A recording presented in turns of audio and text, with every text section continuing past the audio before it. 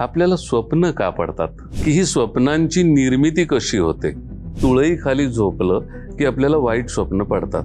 असं का होतं? पण जी स्वप्न जी आहेत ना, ज्याच्यामुळे आपण भीतीने दचकून जागे होतो, त्याची साधारणतः वेळ नाही मध्यरात्र असते 2 ते 3. तर त्या वेळेचा स्वप्नाचा काय संबंध आहे? पण काही वेळेला स्वप्नात आहे ना, अशा काही जागा दिसतात ज्या आपण बघितलेल्या नाही, ते अशा दृश्य दिसतात की जे कुठेतरी भूतकाळातलं असतं, तो आत्ताचा चालू वर्तमान काळ नाहीये.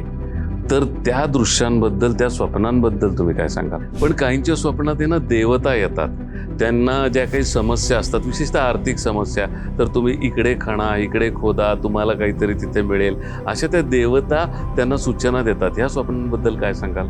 ज्या वेळेला आपलं पुरातन शास्त्र असं सांगतं, तुम्ही निस्सीम करता, त्यातून काहीही अपेक्षा न ठेवता त्या भावाने जेव्हा तुम्ही भक्ती करता, तेव्हा ती देवता तुमच्याकडे येऊ शकते. ज्या वेळेला तुम्ही असे चुकीचं झोपता किंवा भीतीदायक स्वप्न पडतात, दचकून तुम्ही जागे होता, याचा अर्थ काय? याचा अर्थ आजूबाजूची परिस्थिती सांगते हे चुकलंय. मग तुम्हाला कोणीतरी गळा दाबतंय, भूत बसतंय असे आभास व्हायला लागतात झोपेतल्या झोपेत.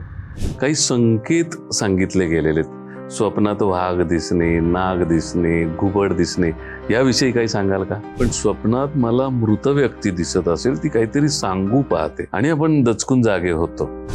हे जे स्वप्न आहे ते सूचक आहे. तेव्हा त्याचा अर्थ तुमच्यावर कुठंतरी गंडांतर आहे किंवा तुमचा मृत्यू काळ जवळ आलेला आहे.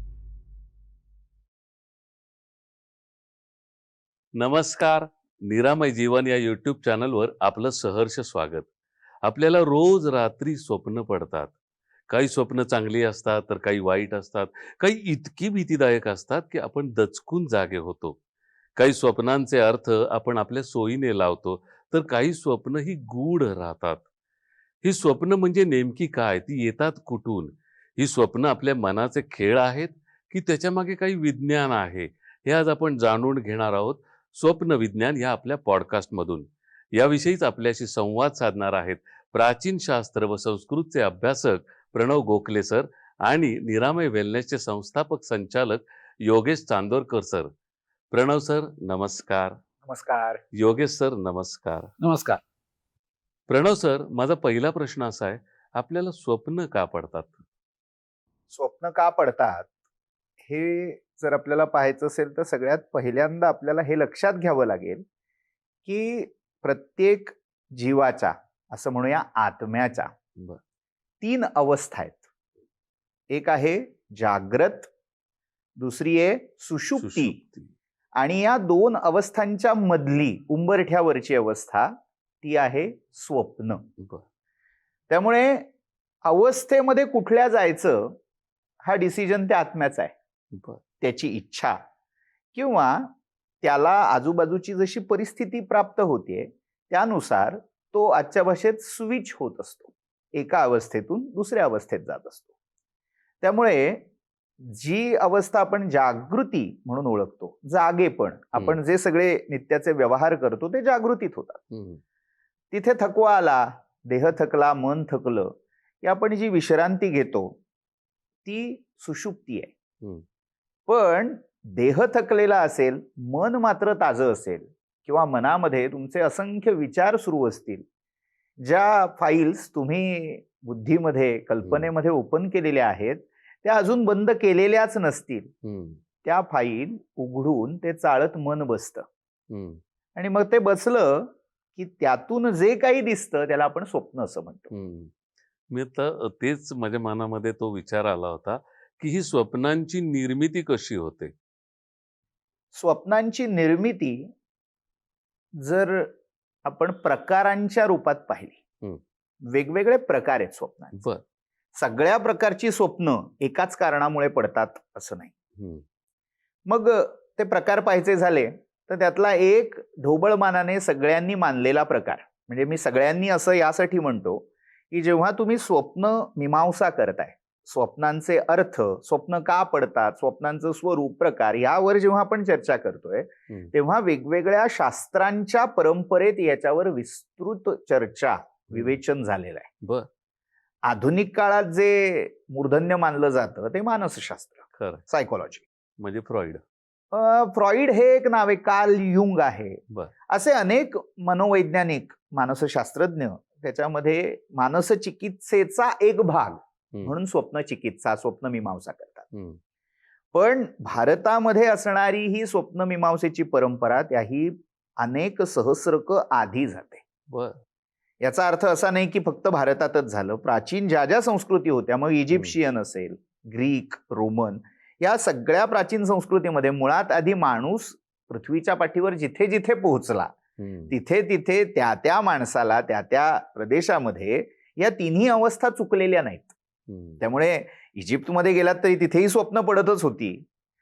तर जिथे जिथे मानवी समाज पसरला, विस्तारला, तिथे या स्वप्नांवर विचार झालेला आहे. पण आज आपण जो विचार करणार आहोत तो मुख्यत्वे भारतीय संस्कृती, भारतीय दर्शनशास्त्र या आधारे करणार आहोत. कारण होतं काय, स्वप्न विज्ञान असा शब्द वापरल्यावर विशेषतः विज्ञान याचा अर्थ सायन्सकडे नेला जातो. करेक्ट.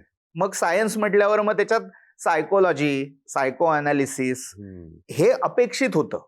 आपण यथाशक्य त्याचा विचार करू, पण आपला आजचा फोकस, आजचा मुख्य विषय हा भारतीय संस्कृती आणि भारतीय दर्शनशास्त्रामध्ये झालेला स्वप्न विचार, याच्यावर आपण मर्यादित करूया. खरं. आता जेव्हा हे आपण प्रकार पाडतोय, स्वप्नांचे प्रकार, तर त्यातला एक प्रकार आहे आपल्या शरीरामध्ये जे विकार झालेले आहेत. आयुर्वेद 3 विकार किंवा 3 दोष सांग: वात, पित्त आणि कफ. वात, पित्त, कफाच्या त्या असमतोलामुळे जे काही आपल्या मनामध्ये प्रकट होतं विचार, तर त्या विचारातून उत्पन्न झालेली अशी स्वप्न, म्हणजे ज्याचं मूळ तुमच्या शरीरातल्या विकारामध्ये किंवा दोषामध्ये. मग ती कशी असतात, तर वातजन्य स्वप्न जी असतात त्याच्यामध्ये तुम्हाला अशी हवेची ठिकाणं, हवेशीर ठिकाणं दिसतात. कुठल्या तरी उंच मनोऱ्यावर तुम्ही आहात, कुठेतरी एखाद्या टेकडीवर आत भरपूर जोराचा वारा वाहतोय. किंवा कफ विकारजन्य जे असतात त्याच्यात तुम्हाला दलदल दिसते, पाणथळ प्रदेश दिसतात, पाणी दिसतं, धबधबा दिसतो. पित्तजन्य जे आहेत त्याच्यामध्ये तुम्हाला विस्तव, अग्नी किंवा लाल रंगाचे प्राणी, हिंस्र श्वापद अशी दिसतात. तर ही सगळी दोष किंवा विकार, ज्याचं अधिष्ठान कुठेतरी शरीर आहे. शरीरामध्ये जे काही दोष उत्पन्न झाले त्याच्यातून पडणारी स्वप्न, हा एक प्रकार आहे. दुसरं शरीरामध्ये नाहीये पण मनोविकार आहे. म्हणजे काय, मी माझ्या मनामध्ये असंख्य संकल्प विकल्प गोळा केलेले आहेत. संकल्प विकल्पात्मकम मनहा, मनाचं लक्षणच ते. मग जेव्हा हे संकल्प विकल्प मी करतो, म्हणजे काय, एक विचार केला, उदाहरणार्थ मी आता तुमच्याशी गप्पा मारतोय, मध्येच मला माझ्या घरी काय चाललं असेल हा विचार आला. मग स्वयंपाक काय केलेला असेल, मग आज रात्री जेवायला काय असेल, हे मी विचार कुठेतरी करून ठेवले. हे दिवा स्वप्न पण म्हणता येतं. नाही, हे स्वप्न नाहीये, हा सर म्हणतात तसं विचार आहे. विचार आणि स्वप्नामधला फरक आपण पाहतो. मी मनामध्ये 10 प्रकारचे विचार, 10 तऱ्हेचे विचार करून ठेवले, पण त्याचं पुढे काहीच झालं नाही. विषय बदलला, मी दुसऱ्या कुठल्या तरी मीटिंगला गेलो, काहीतरी नवीन विषय आला की आधीचा विषय हा तसाच राहिला. बरोबर. आजच्या भाषेत फाईल ओपन ती ओपनच राहिली, डेस्कवरती तशीच आहे. मग जेव्हा तुमचं शरीर ऍट इज होतं, म्हणजे काय, विश्रांती घ्यायला लागतं, त्या शरीराला दुसरा व्यवहार काही राहत नाही, शरीरातून तुमच्या काही कृती केली जात नाही. झोपता म्हणजे काय, तुमचं शरीर एक आडव्या अवस्थेमध्येच पडलेलं आहे, दुसऱ्या अवयवाला काही व्यायाम नाहीये किंवा काही काम करावं लागत नाही. तेव्हा तुमचं मन हे सक्रिय होतं, ऍक्टिव्ह होतं. बाकी सगळं थांबल्यावर, जसं घरातले झुरळं, उंदीर, बाकी सगळं सामसूम झाली की जसं नाचायला लागतात, फिरायला लागतात, तसं तुमच्या मनामध्ये हे तसेच राहिलेले विचार हे सक्रिय होतात, म्हणजे मन सक्रिय होतं. आणि मग ते जे न सोडवले गेलेले प्रश्न, न पूर्ण झालेल्या इच्छा, या सगळ्याच एक संयुग, ह्या सगळ्याचं मिश्रण, भेळ म्हणूया, ते आपल्याला आपल्याच अंतःपटलावर प्रोजेक्ट व्हायला लागतं, दिसायला लागतं. ते जे प्रोजेक्शन आहे त्याला आपण स्वप्न म्हणतो. ही मनोविकारजन्य, ह्याच्यामध्ये तुमच्या ज्या सुप्त इच्छा असतात, म्हणजे मग पुन्हा मानसाचा जेव्हा आपण विचार करतो, मन, मग ते सुप्त मन आहे. एक हो हो अर्धसुप्त मन, जागृत मन, अशा मनामध्येही अवस्था आहे. कॉन्शियस सबकॉन्शियस कॉन्शियस सबकॉन्शियस, हे पण आता पुन्हा पाश्चात्य पद्धतीवर आपण गेलो. भारतीय पद्धतीनुसार जेव्हा ते मन आहे, मन, चित्त, बुद्धी, अहंकार, हे अंतःकरण चतुष्टय आहे. हो. मग त्यामध्ये तुम्ही केलेला संकल्प असेल तो पूर्ण झाला नाहीये. माझी आत्यंतिक इच्छा आहे. एखाद्याला असं वाटतं की मी टॉप करावं परीक्षेमध्ये, उत्तम रिझल्ट आणावा, पण ती इच्छा पूर्ण नाही झाली काही कारण. तर स्वप्न जी पडतात ती त्याच्या भोवती फिरत राहतात. म्हणजे ते दडपण परीक्षेचं इतकं होतं की कित्येक वर्ष तुम्ही विद्यार्थी दशेतून बाहेर आलात तरी मला कठीण पेपर आलाय आणि मला सोडवता येत नाहीये, या स्वप्नाने तुम्ही घाबरून दरदरून घाम येतो, जागे होता. पुलंच्या एका प्रहसनामध्ये उल्लेख आहे की आजही मला स्वप्न हेच पडतं की गणिताचा पेपर आहे आणि मी अभ्यास भलत्याच विषयाचा करून गेलो.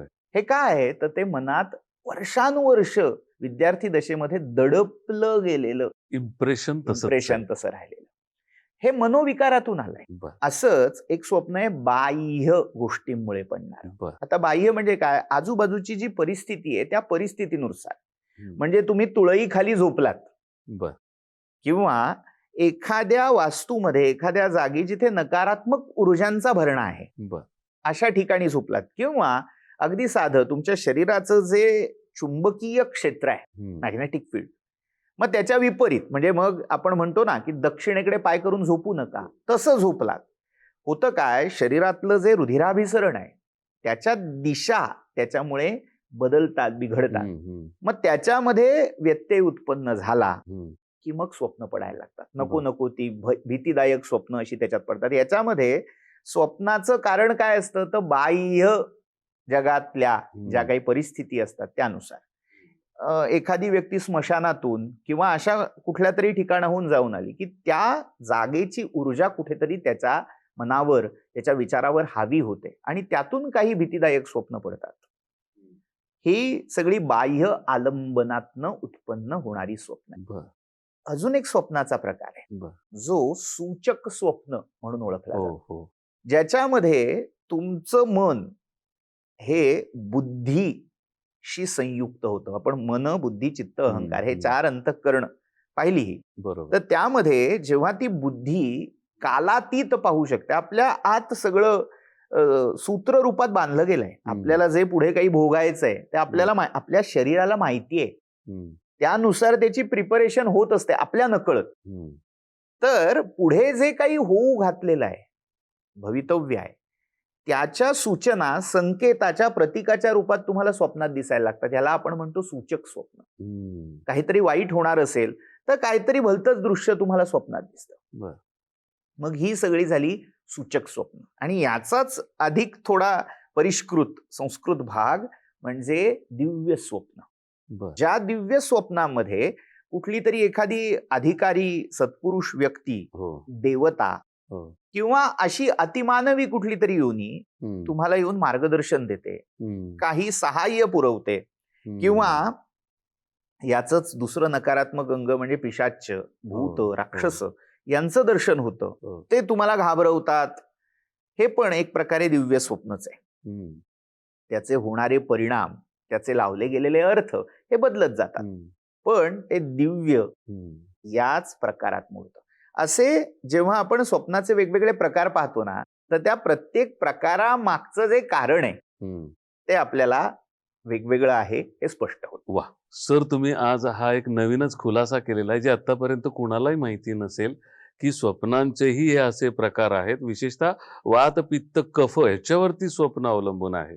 पण सुरुवातीला सर तुम्ही असं म्हणालात की आत्मा ते स्वप्न बघतो, नंतर तुम्ही म्हणताय की ते मन, त्याचं एक ज्याला आपण म्हणतो की मनी वसे ते स्वप्न दिसे. तर नेमकं काय, हे मनोराज्य आहे का ते आत्म्याचं राज्य आहे? आता इथे आपल्याला पुन्हा अध्यात्म विद्येकडे जायला लागेल. आत्मा आणि मन काही स्वतंत्र नसतं. एक साधं उदाहरण देतो की तुम्ही घरामध्ये वेगवेगळी अप्लायन्सेस, इलेक्ट्रिक अप्लायन्सेस जोडून ठेवता. मग कुठेतरी तो रेडिओ लावलाय, टीव्ही लावलाय, ट्यूब लावलीये, इस्त्री लावलीये, फ्रीज आहे, वॉशिंग मशीन, ही सगळी जी काही आहे ती सगळी उपकरणं कशावर चालतात? विजेवर. विजेवर. सगळ्याचं मूळ वीज आहे, पण हो. प्रत्येकाचं कार्य वेगळं आहे. वेगळं आहे.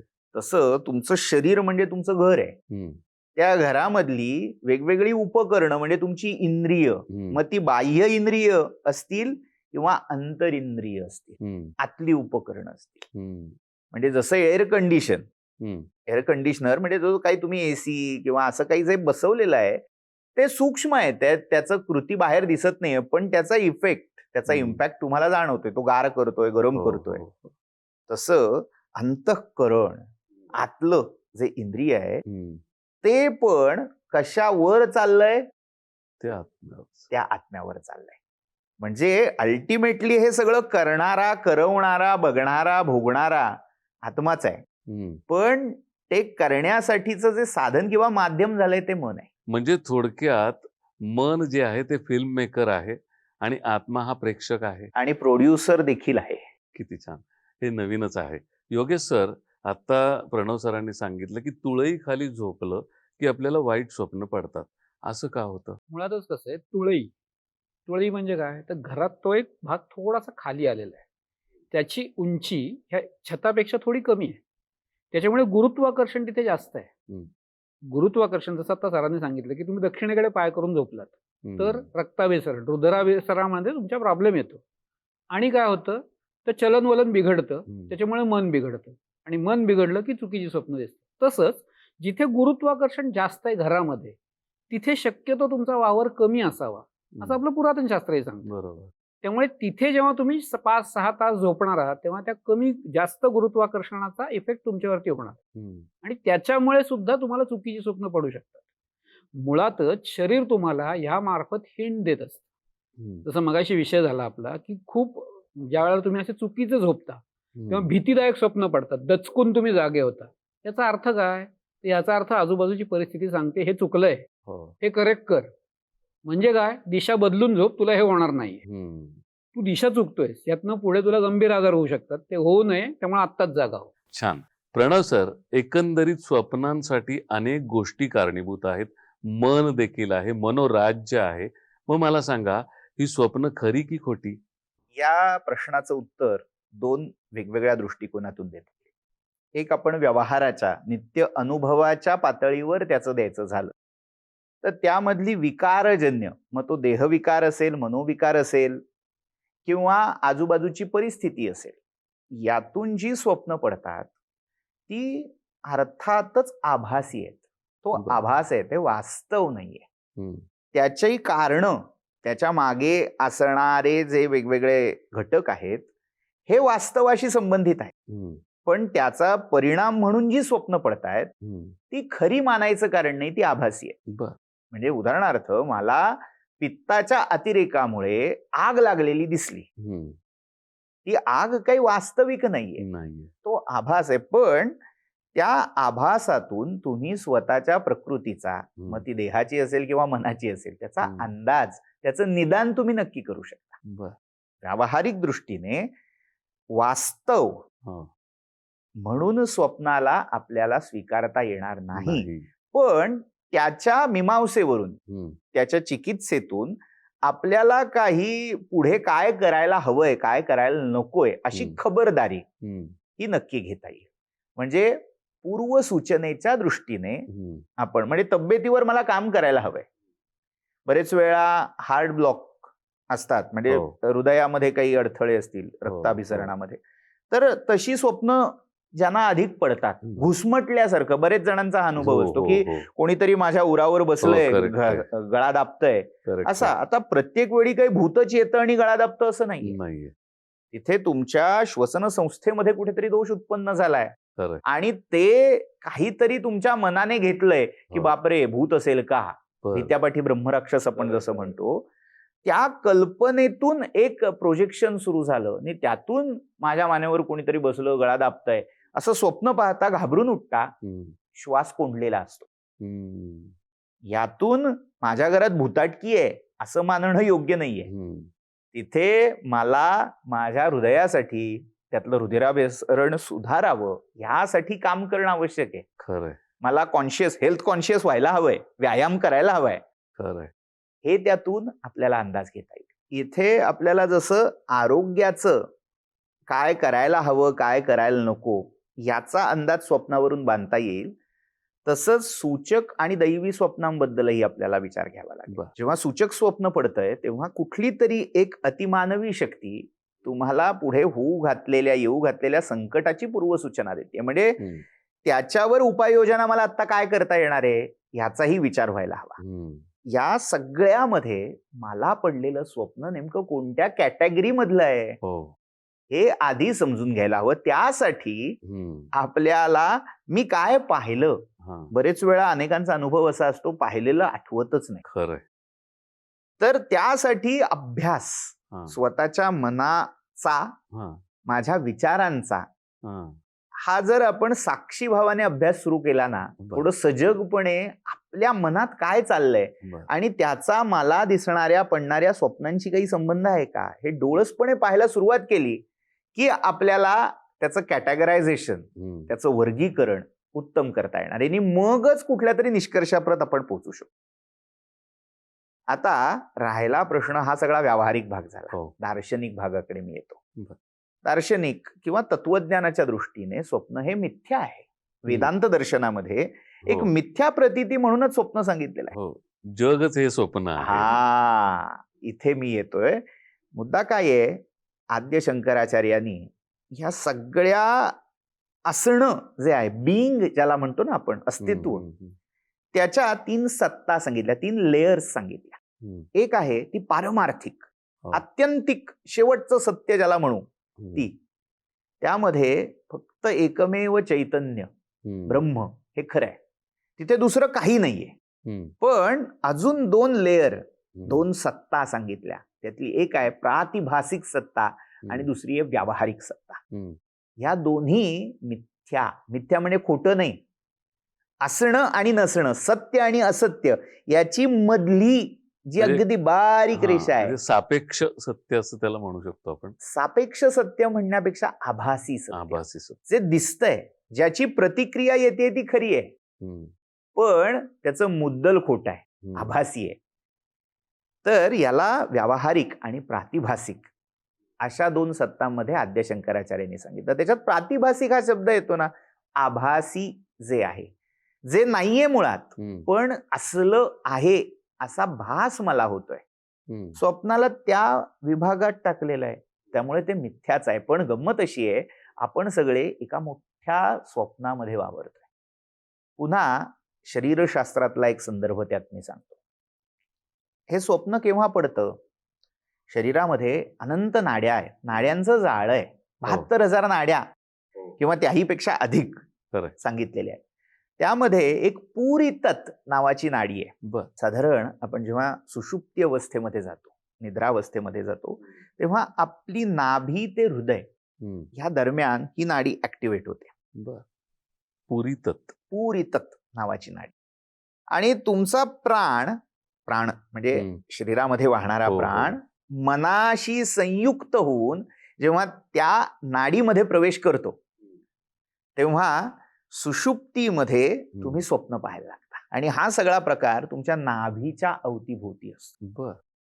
आता गंमत काय आहे, तुमची स्वप्न आणि तुमची नाभी यांचा घनिष्ठ संबंध आहे. हे नवीन आहे. मुळातच कसं आहे, नाभीला ज्ञानाचं केंद्र असं मानलेलं आहे. आपण जे काही खातो, जे काही पितो, मुळातच आपण जे कोणी गर्भातून जन्माला आलोय, त्या गर्भात असताना आपल्याला सगळंच ज्ञानही, अन्नही, जे काही मिळत होतं ते नाभीतूनच मिळत होतं. नाळ जोडलेली नाळ.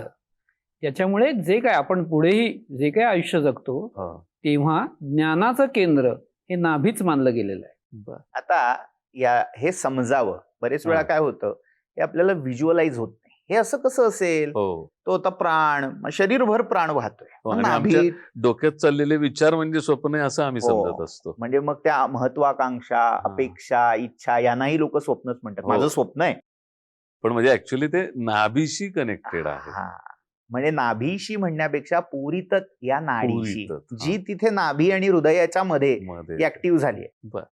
आता झालं काय, तो जेव्हा प्राण तिथे संचार करतो तेव्हा तिथे तुमचे सगळे जे संकल्प विकल्प साचलेले आहेत, आपण म्हणतो ना माझ्या पोटात काही राहत नाही, करेक्ट, ते जे सगळं साचलेलं आहे तिथे, साठलेलं आहे, त्यातल्या कुठल्या तरी एका संकल्प विकल्पाला तो पकडतो आणि तो तिथे त्या अंतःपटलावर दाखवायला सुरुवात करतो. बर. हे सगळं आभासी आहे. हम्म. पण आभासी म्हणता म्हणता आपण सगळे आभासी कसे होतो त्याचं उदाहरण मी देतो. हम्म. आपल्याकडे अशी कल्पना आहे, कल्पना म्हणण्यापेक्षा अशी धारणा आहे हे म्हणणं अधिक योग्य, हम्म. की हे विश्व आलं कुठून? हम्म. ब्रह्मदेवापासून. बरोबर. ब्रह्मदेवाच्या ब्रह्मदेवाच्या नाभीपासून. ब्रह्मदेवाच्या नाही, ब्रह्मदेव नाभीपासून आलेले आहेत. हा. भगवान नारायणांच्या नाभीपासून एक कमल उत्पन्न बरोबर. झालं आणि त्या कमळामध्ये ब्रह्मदेवांचा जन्म झाला, म्हणून त्याला पद्मसंभव असंच म्हणतात. ब्रह्मदेव हे त्या नाभी कमलामध्ये विराजमान आहेत हम्म. आणि ब्रह्मदेवानी हे विश्व उत्पन्न केलेलं आहे. हो. म्हणजे एक प्रकारे सांगायचं झालं तर सुचवायचंय काय या पुराण संकेतातून, नारायण हम्म. जो परमपुरुष आहे, ज्याला आपण परमात्मा म्हणतो, हो. त्याच्या स्वप्न रूपात आपण, आपला करताच, आपला विधाता धाता जो ब्रह्मा आहे, तो एक त्यांचं स्वप्न आहे. हम्म. आणि त्या स्वप्नाला पडलेलं स्वप्न म्हणजे आपण सगळे आहोत, आणि त्या स्वप्नात पडलेलं स्वप्न आणि त्यात पुन्हा आपण स्वप्न पाहतोय. वा. म्हणजे हा स्वप्न सृष्टीचा विस्तार किती अधिक अधिक अधिक खोलात जातो. बरोबर आहे. आणि ही स्वप्न फारच रंजक अशी ही असणार आहेत. पण इथे एक गोष्ट लक्षात ठेवली पाहिजे, की आपल्याला जी काही वाईट स्वप्न पडतात तर ते घाबरून जाऊ नये, तिथे कुठं भूत आहे, माझ्या मागे पीडा आहे. त्याऐवजी आपण आरोग्यशास्त्राचा विचार केला पाहिजे, की माझ्या शरीरात काही गोष्टी कमी जास्त ते तपासलं पाहिजे. आता मला यायचं वेळेकडे. स्वप्नाचा आणि वेळेचा काय संबंध असतो का? मुळात आपण वेळ कशाला म्हणतोय हा. हेच बघावं लागेल. सकाळ, दुपार, संध्याकाळ, रात्र. हा, आता ही वेळ सापेक्ष आहे आपल्या जागृतीला. हो. आपण जेव्हा जागे आहोत तेव्हा आपल्याला वेळेचं भान आहे. हम्म. आपण जेव्हा झोपतो तेव्हा आपल्याला वेळेचं भान असतं का? उदाहरणार्थ, मी दुपारी वामकुक्षीसाठी लवंडलो, हम्म. तो लवंडलो, लागली झोप, हो. आणि अर्ध्या तासात तू उठावं असं जर मी म्हटलेलं असेल, हम्म. आणि मग जेव्हा गाढ झोपेतून मी जागा होतो तेव्हा 5-6 वाजलेले असतात. हो. मग जे मी अर्ध्या तासासाठी लवंडलो होतो, तो मधला काळ कसा कुठे वाढला काही सांगताच येत नाही. खरं. त्यामुळे स्वप्न आणि सुषुप्ती हो. या ज्या 2 अवस्था तुम्ही मानताय, त्या 2 अवस्थांच्या दृष्टीने वेळ किंवा काळ याचं स्वरूपच पालटून जातं. बरं. बरेच वेळा जागृतीतली वेळ आणि स्वप्नातली वेळ हम्म. याचं गुणोत्तर व्यस्त असतं. हम्म. सुषुप्तीची गोष्ट आणखीनच वेगळी आहे. हम्म. तिथे कशाचं भान, मीच्या पलीकडे कशाचंही भान राहत नाही, आणि ते मीचं भानही इतकं क्षीण किंवा नाहीसं झालेलं असतं. नाहीसं म्हणजे नष्ट नाही, अगदी सुप्त. म्हणूनच आपण म्हणतो ना की मी जी जाणीव सुप्त झाली. स्वप्नावस्थेमध्ये जेव्हा ती वेळ आपल्याला दिसते, बरेच हो. वेळा घड्याळ दिसतं, हम्म. वेळ फार कमी राहिलाय माझ्याकडे, म्हणजे गाडी सुटली आणि मी घरातनं निघालोय. बरेच वेळा ताणाखाली जगणारी जी लोक असतात ना, अतिताण, किंवा ज्यांना प्रोक्रॅस्टिनेशन हा एक विकार आहे, मनोविकार, आजचं काम उद्यावर ढकलणं, हम्म. अशी जी लोक असतात त्यांना बरेच वेळा या प्रकारची स्वप्न पडतात. तिथे वेळ काळ हम्म. हा घटक महत्वाचा असतो. पण ते जे एकक आपण लौकिक किंवा व्यावहारिक जागृत दशेतल्या वेळेचं जे गणित आहे तिथे लागू होत नाही. बरं. आता आपण तुम्ही ज्या दृष्टीने विचारलं, म्हणजे बाबा सकाळी पडणं, दुपारी पडणं, रात्री पडणं, मध्यरात्री, पहाटे, हा. हे जे वर्गीकरण आहे, आता त्याच्यात दिवा स्वप्न हा दोष आहे. हो. मुळात आपल्या प्राचीन शास्त्रानुसार दिवसा झोपू नये बरं. असा स्पष्ट संकेत आहे, पण तरी लोक झोपतात. आजारपणामुळे झोपतील, आळसामुळे झोपतील, मला झोपायचंय म्हणून झोपतील. ह्या सगळ्यामध्ये जी स्वप्न पडतील त्याला काहीही अर्थ नाही. विशेषतः ही विकारजन्य स्वप्न बरोबर. अशीच प्रधान असतात, जी सूर्योदयापासून अगदी संधिकाळ, संध्या वेळ आणि त्यानंतर जो प्रदोष काळ मानला जातो तिथपर्यंत जी सगळी स्वप्न असतात ती दोषजन्य स्वप्न असतात. पण जी स्वप्न जी आहेत ना, ज्याच्यामुळे आपण भीतीने दचकून जागे होतो, त्याची साधारणतः वेळ नाही मध्यरात्र असते 2 ते 3. तर ती त्या वेळेचा स्वप्नाचा काय संबंध आहे? त्याच्या मागची 2 कारणं. एक, तुमच्या शरीरामध्ये जेव्हा श्वसन संस्थेमध्ये काही व्यत्यय येतो, श्वास घ्यायला जेव्हा अडचण येते, तेव्हा अशा प्रकारची स्वप्न येतात. तुम्ही जेव्हा झोपता बरेच वेळा घोरणं हा अनेकांचा प्रॉब्लेम असतो. हो.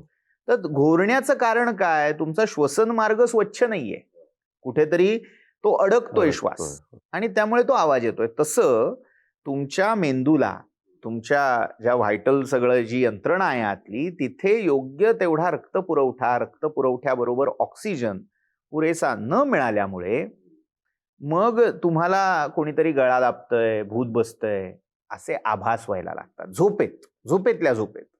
म्हणजे तुमचा श्वास कोंडतो, गुदमरता आणि तुम्हाला जाग येते आणि मग तुम्हाला असं वाटायला लागतं की अरे माझा श्वास कोंडला कशामुळे? कोणीतरी माझ्या छातीवर बसलं म्हणून ते झालं असेल. पण ती वेळ मध्यरात्रीचीच का असते? कारण तुम्ही त्यावेळी आडव्या, म्हणजे ज्याला तुम्ही प्रेतासारखे झोपलेले असता. तुमचं शरीर, मेंदू आणि पाय हे एका रेषेत आलेले असतात.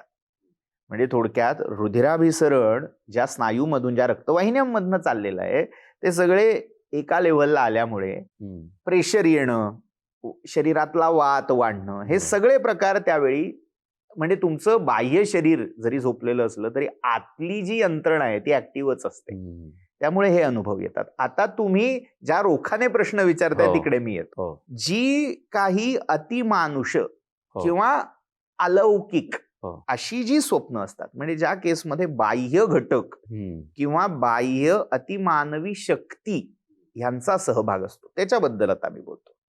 या शक्तींपैकी ज्या आसुरी किंवा अगदी ज्याला आपण भूत प्रेत पिशाच म्हणतो, या शक्तींचा सक्रिय असण्याचा काळ हा निशीथ काळ मुख्यत्वे आहे.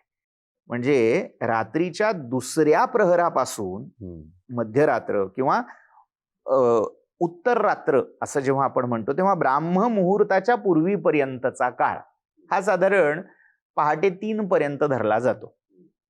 या कालावधीमध्ये या आसुरी किंवा पैशाच शक्ती सक्रिय झालेल्या असतात. त्यामुळे त्यांच्या प्रभावातून पडणारी स्वप्न या काळात असल्यामुळे ज्यांना अशा शक्तींच्या पीडा आहेत, त्यांच्या कर्मामुळे काहीतरी ऋण राहिलेलं आहे, काहीतरी त्यांना त्रास दिलेला आहे, उगीचच्या उगीच कुठेतरी असणारं पिशाच्य तुमच्या उरावर येऊन बसत नाही. जिथपर्यंत तुम्ही त्याचं काही देणं लागत नाही तिथपर्यंत तुमचं कर्म कुठेतरी चुकलंय, तुम्ही त्याचं घोडं कुठेतरी मारलंय म्हणून ते तुमच्या उरावर येईल. बरोबर. यात लक्षात हे घ्यायचंय की मला गुदमरल्यासारखं वाटलं म्हणजे माझ्या उरावर पिशाच्य बसलेलं नाहीये.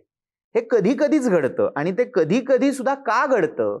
जरी त्या अतिमानवी योनी असल्या तरीही त्यांच्यामध्ये इतकं सामर्थ्य प्रत्येक वेळी असत नाही. असलेलं प्रत्येकच भूत, प्रत्येकच प्रेत पिशाच माझा गळा धरू शकत नाही. पण स्वप्नात मला मृत व्यक्ती दिसत असेल, ती काहीतरी सांगू पाहते आणि आपण दचकून जागे होतो. याला सूचक ह्या वर्गातलं स्वप्न म्हणता येईल. पण तिथे अर्धवटपणा काय होतो की ते त्या व्यक्तीला काय हवंय हे आपल्याला माहित नसतं. ती व्यक्ती दिसते आणि जसं आपण सुरुवातीला म्हटलं की आपण सोयीने अर्थ लावायला जातो, तर हिथं आपलं शास्त्र काय सांगतं? मुळात आता हे जे दिसतंय, जेव्हा ते सूचक वर्गात आपण घालतोय ना, म्हणजे सूचक आहे असं आपण आता स्वीकारू म्हणूयात. सूचक स्वप्न जेव्हा पडतं तेव्हा त्याचा काळ, मगाशी तुम्ही जो वेळेचं गणित विचारलं 2 तर तो 3 नंतर सुरू होतो. कारण आपली जी स्मृती जागी होणं आहे ना, स्मृती ही बुद्धीवर अवलंबून आहे. बरोबर. ती बुद्धी ब्राह्म मुहूर्ता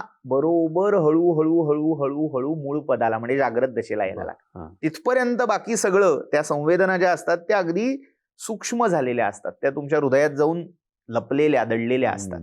त्यामुळे ज्या शक्तींना असं वाटतं तुम्हाला काहीतरी तुमच्या समोर व्यक्त व्हायचंय, इच्छा व्यक्त करायच्या आहेत, अमुक गोष्ट मला राहिली आहे ती पूर्ण कर हे सांगायचंय, त्या जरी पिशाच्य शक्ती असल्या तरी त्यांना तुमच्याकडून ते काम करवून घ्यायचंय. त्यामुळे त्या सूचना देताना वेळ पाळतात. आपण जरी पाळली नाही तर त्यांना ती बरोबर कळते आणि त्या वेळात तुम्हाला ती सूचना स्वप्नात देतात. पण त्या वेळेला सूचना दिली तर ठीक आहे, पण नुसतं चेहरा दाखवणे किंवा दिसणे आणि तिथे कळत तर काही नाही आपल्याला, अशा वेळेला काय करावं?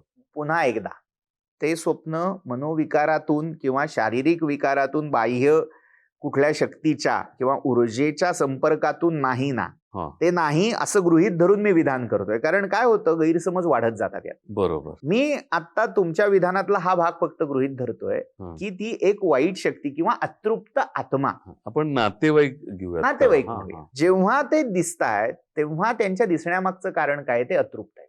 ते जिवंत असताना त्यांना जे काही हवं होतं ते मिळू शकलं नाही किंवा तुम्ही देऊ शकला नाहीत, हे त्यांना व्यक्त करायचंय. ते सूचना देत आहेत.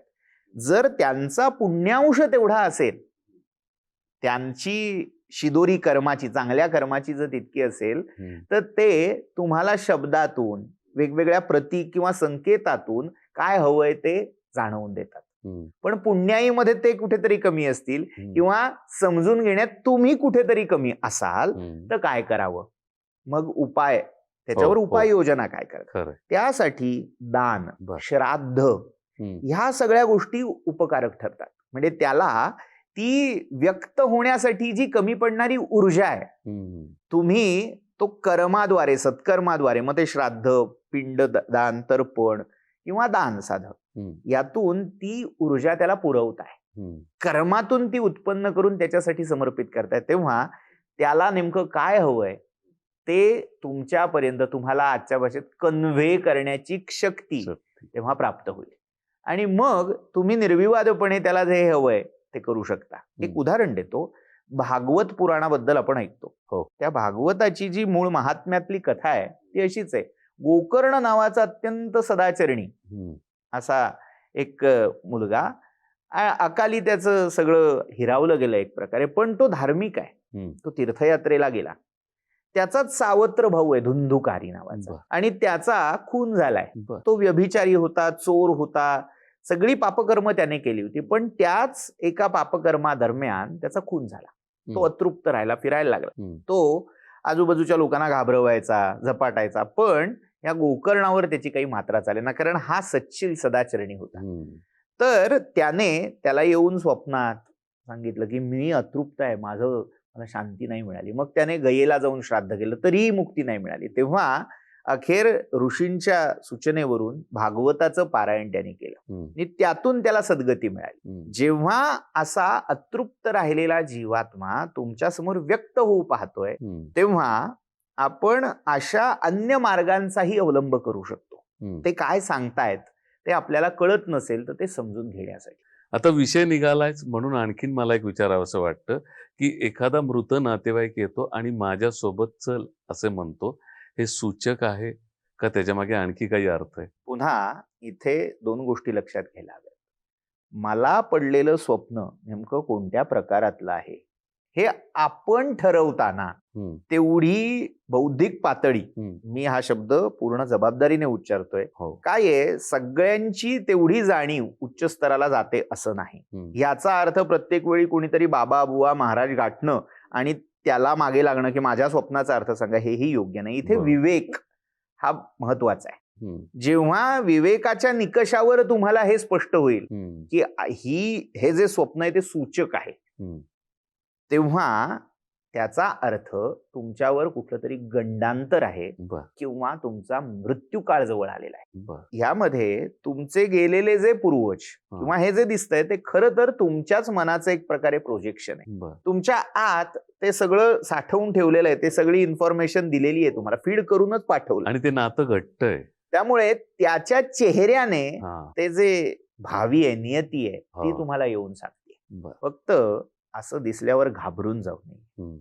ते जर गंडांतर असेल तर गंडांतर टाळण्यासाठी धर्मशास्त्राने अनेक उपाय सांगितलेले आहेत. ते एखाद्या जाणकार गुरुजींच्या मार्गदर्शनाखाली आपण करू शकतो.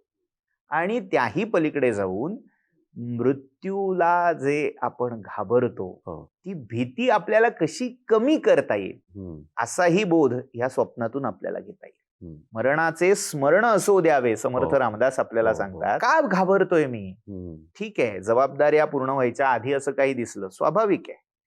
प्रवास पूर्ण व्हायच्या आधी मधल्या कुठल्या तरी फेजमध्ये जबाबदाऱ्या असताना, अनेक लोक तुमच्यावर अवलंबून असताना असं काही दिसलं की स्वाभाविक आहे कोलमडून जाणं, घाबरून जाणं. पण जर ती आवश्यकता असेल, जर ते अवश्यंभावी असेल, नियतीच तशी असेल, तर घाबरून जायचं कारण नाही.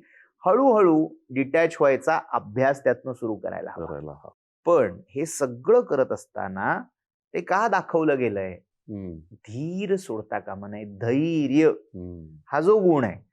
होतं काय, लोक मरणाच्या आधीच मरून जातात, अर्ध मेले होतात. स्वप्न दाखवलं गेलंय कशासाठी? ते कदाचित तुझ्या प्रयत्नातून, तुझ्या उपासनेतून मृत्यूलाही टाळण्याचं सामर्थ्य देवाने तुझ्याकडे दिलेलं आहे. आता उपासनेला लागा यासाठीही ते आलंय, असाही विचार तुम्ही त्यातनं घेऊ शकता. हे झालं मृत नातेवाईकांबद्दल. पण काहींच्या स्वप्नात आहे ना देवता येतात. त्यांना ज्या काही समस्या असतात, विशेषतः आर्थिक समस्या, तर तुम्ही इकडे खणा, इकडे खोदा, तुम्हाला काहीतरी तिथे मिळेल, अशा त्या देवता त्यांना सूचना देतात. या स्वप्नांबद्दल काय सांगाल? यामध्ये 2 गोष्टी लक्षात घ्यायला हव्यात. पुन्हा ते मनोविकारातून किंवा तुमच्या आत्यंतिक इच्छा, आकांक्षातून निर्माण झालेलं स्वप्न असेल.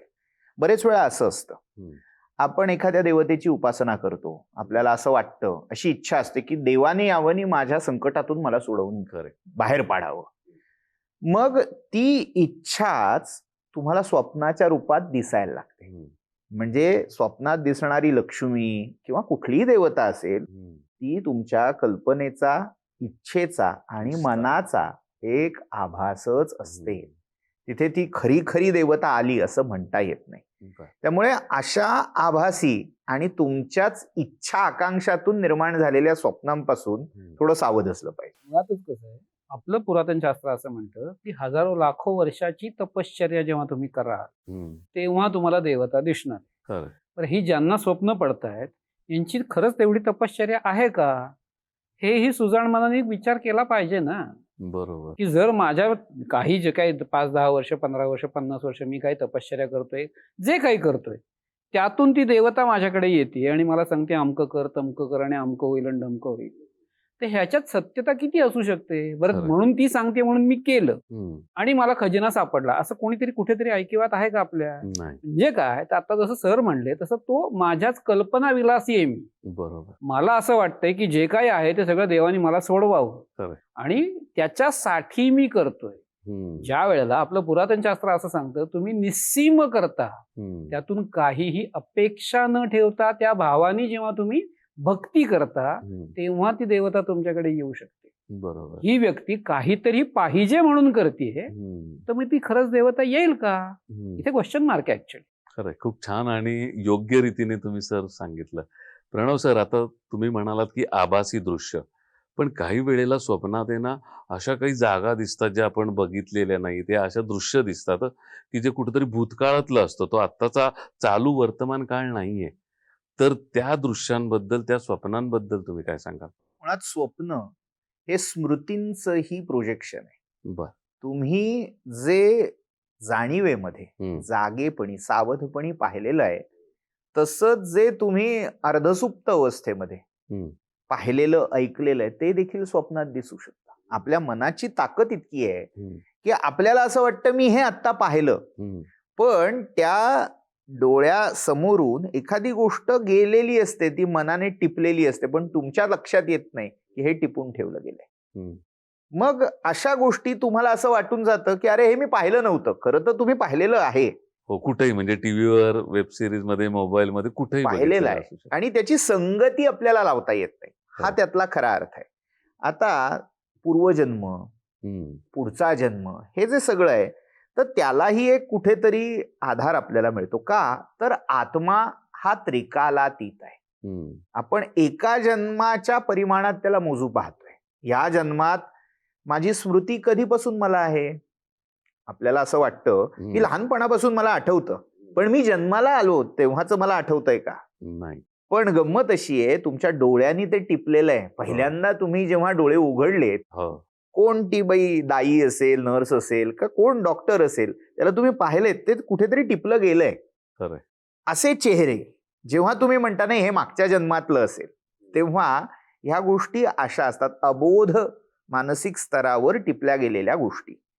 जेव्हा आत्म्याचं त्रिकालाबाधित अस्तित्व तुम्ही मानताय आणि त्या आत्म्यामध्ये तितक्या तीव्रतेने त्या स्मृती साठवल्या गेलेल्या असतील.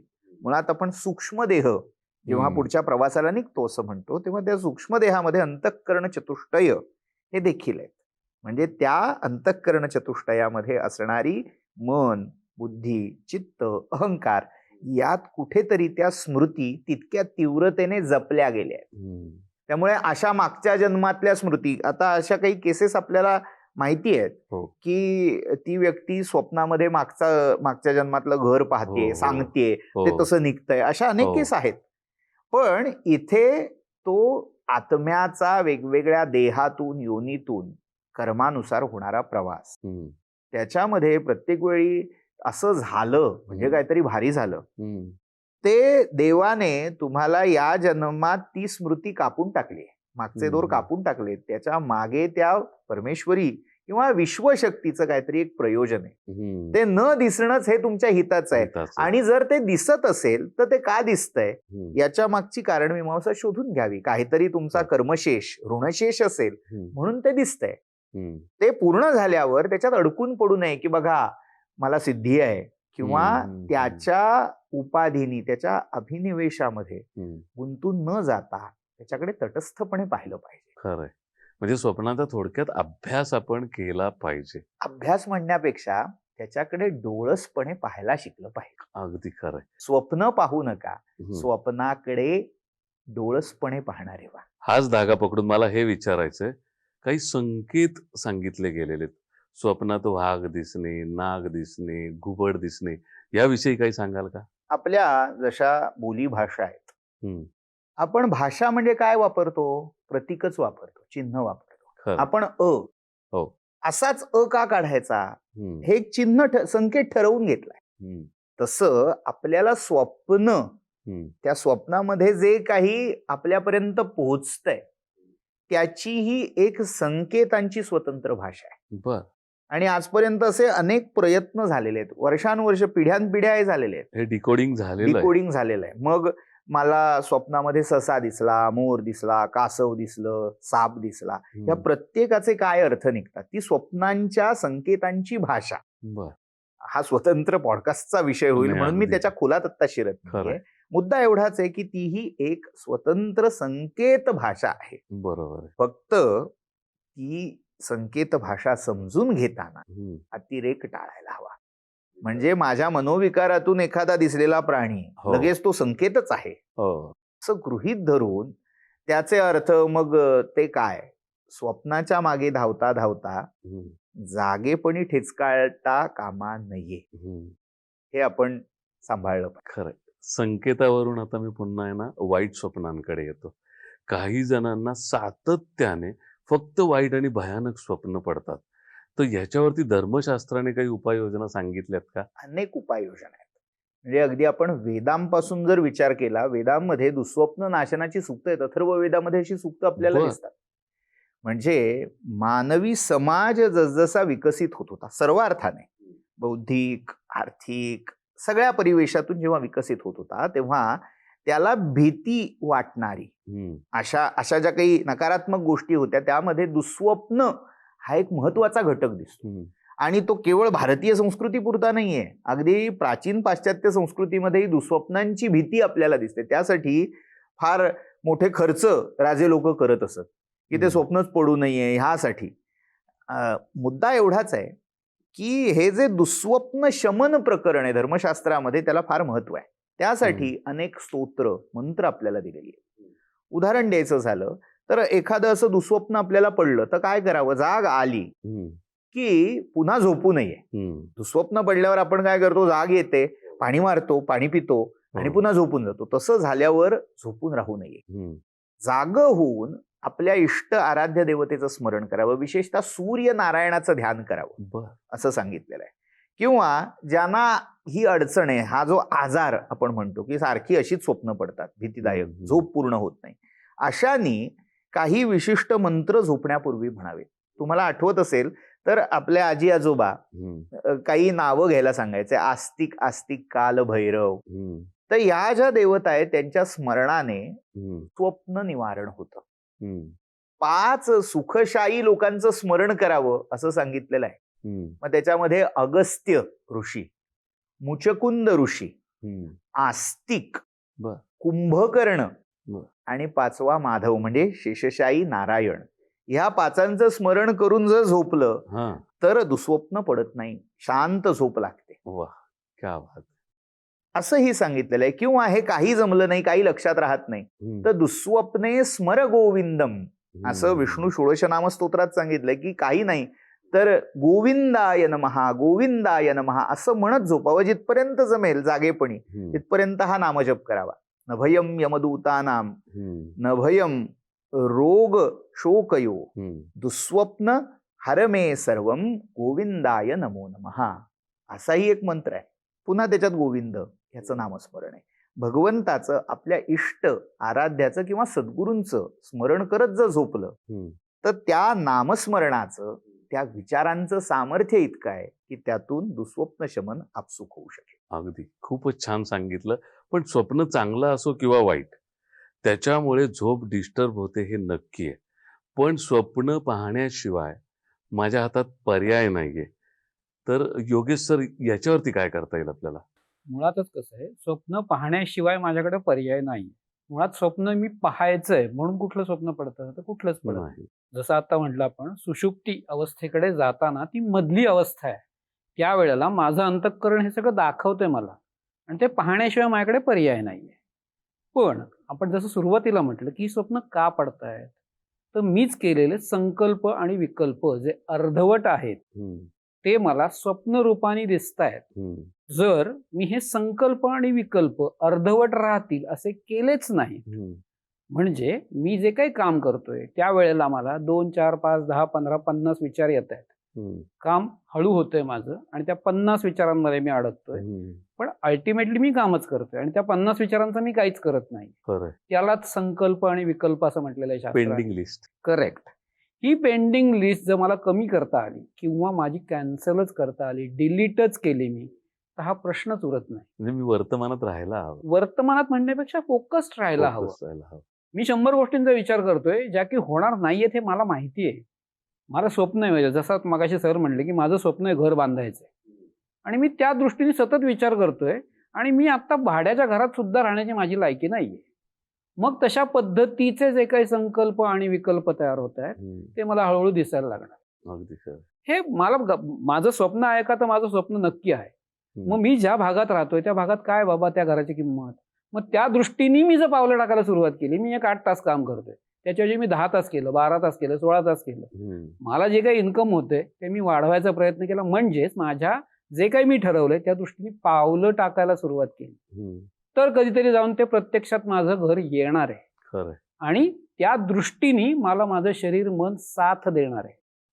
आत्ता काय होतंय, मी नुसतंच ठरवतोय, पावलं टाकत नाहीये, म्हणून ते मला स्वप्नात दिसतंय आणि छळतंय की हे कर, तू ठरवलंच, हे कर, हे कर, हे कर. जसं मगाशी म्हटलं आपण की मी दक्षिणेकडे पाय करून झोपलोय, त्यावेळेला काय झालंय तर गडबडलंय आणि मग भीतीदायक स्वप्न पडलंय मला. म्हणजे परिस्थिती मला काय सांगते की हे चुकतंय, हे बदल, ताबडतोब बदल. अशा दृष्टीने जर आपण आपल्या आयुष्याकडे बघितलं ना तर भीती उरणारच नाहीये. खरं. आणि स्वप्नही राहणार नाही. करेक्ट. खूपच छान. योगेश सर, प्रणव सर, तुम्ही दोघांनी आज स्वप्नाबद्दल इतकी नवनवीन माहिती दिली, त्यामागचं शास्त्र सांगितलं, त्यामागची कारणं सांगितली, ज्याच्यामुळे मला आणि प्रेक्षकांना अनेक गोष्टी नव्याने कळलेल्या आहेत. त्यामुळे तुमच्या दोघांचेही खूप खूप धन्यवाद. धन्यवाद. धन्यवाद. प्रेक्षक हो, हा एपिसोड तुम्हाला कसा वाटला आम्हाला कॉमेंट्समध्ये जरूर सांगा. तुमच्या मनात काही प्रश्न असतील आम्हाला अवश्य विचारा. भेटूयात एका नव्या विषयासह पुढच्या एपिसोडमध्ये. तोपर्यंत नमस्कार.